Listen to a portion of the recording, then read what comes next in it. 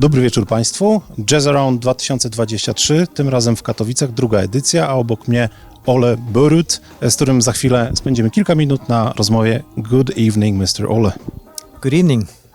As I was Googling, I didn't find any information about your previous gigs in Poland. Is that your first time? Yeah, you're right about that. Actually, I've been to Poland before, but never played with my solo stuff here. So this is the first time. Okay, because you have like a lifetime of experience, 40 years, right? You started with some heavy metal stuff. You played with family. Maybe you started with your family, then moved to heavy metal. Some choir experience. So that's a lot of experience, right?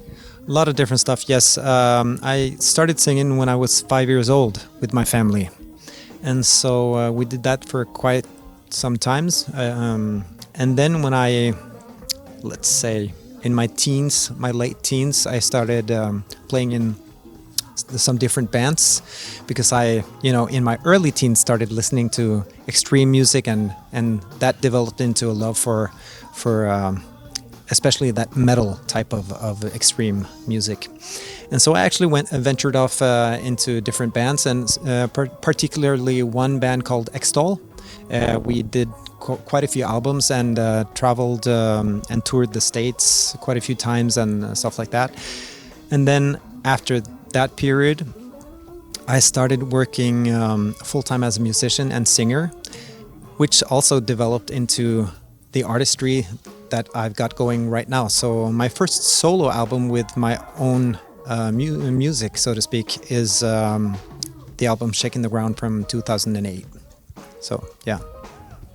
I was listening to your albums, and I am still listening to your albums, and I find it hard to define. Not that I'm trying to, but people have a tendency to define the genre, and I would probably say that it's a mixture of pop music with a little bit of soul and jazz. I mean, the latest albums that you recorded, something like that. How would you define that, if you will?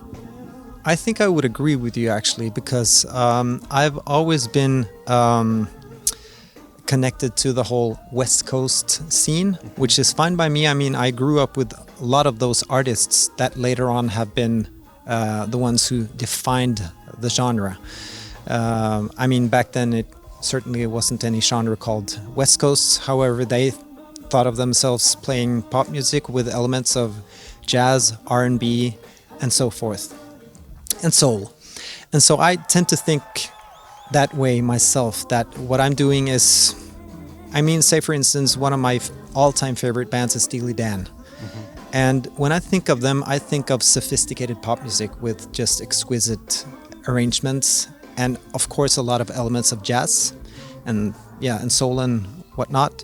And so that's probably the way I think about my music. And other people are welcome to label it West Coast or whatever. That's okay with me. The main thing for me is, it's coming from the heart. This is the way I want to write this time. And but then again, the last album is probably even more soul-ish than the ones before that one. So I would agree with you actually.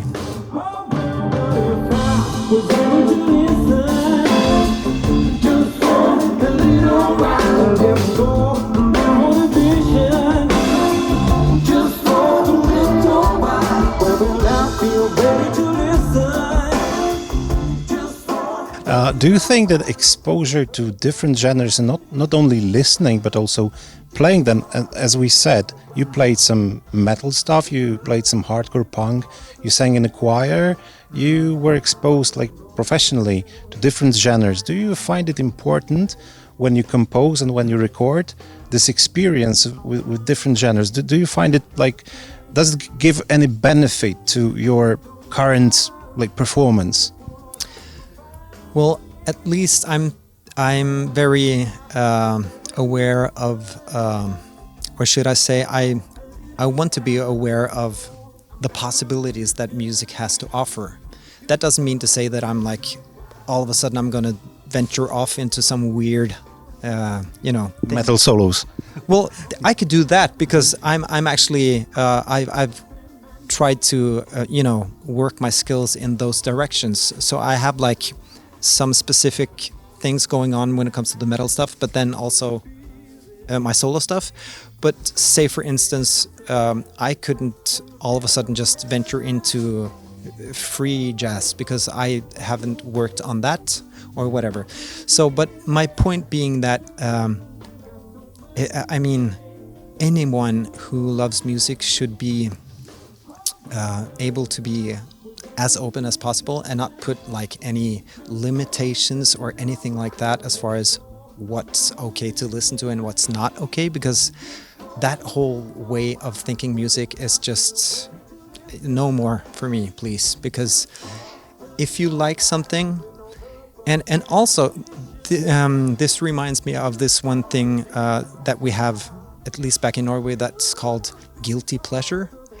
And why does it have to be guilty? If you like it, that's cool, you know? Nothing to be ashamed of, right? Absolutely not. It shouldn't be. And that's just something that I would hope we could see vanish. Because if you're a hardcore metal dude, you still should be able to love and listen to your whatever. Roxette. Yeah, for instance. Something like that. I mean, that's the beauty of being a creative and open human being, and what's the possibilities and everything. And also, I think it's really important for us people to acknowledge and accept, the differences, and not be like, oh, so you why do you like that? And so that's really important for me. People should be allowed to like and enjoy whatever they want to listen to and enjoy. That's really important. I'm very excited to see you for the first time today in the evening. So thank you very much, Ole. Thank you. She's like no